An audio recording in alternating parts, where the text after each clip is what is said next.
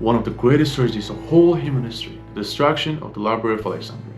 But who caused it? Who is responsible for the destruction? Let me explain. Yes, Alexander the Great founded the city of Alexandria in 331 BC, but he died in 323 BC.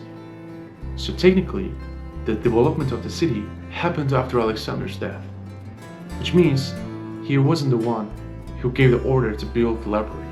What happened was, each of his generals after Alexander's death shared a region that belonged to the North Macedonia, and one of his closest companion and his childhood friend Ptolemy I took Egypt.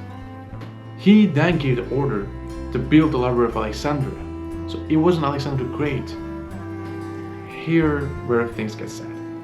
In 48 BC, Gaius Julius Caesar of Rome was trapped in Alexandria, Egypt, during a war against Ptolemy XIII, who was in a struggle with his own sister, the famous Cleopatra.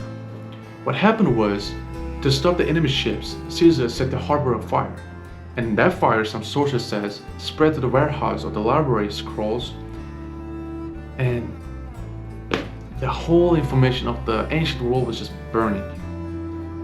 But it wasn't a single event that caused the destruction of the library. Later events like the Emperor Aurelian in 3rd century or the Arabic conquest in the 7th century led to the library's fully destruction.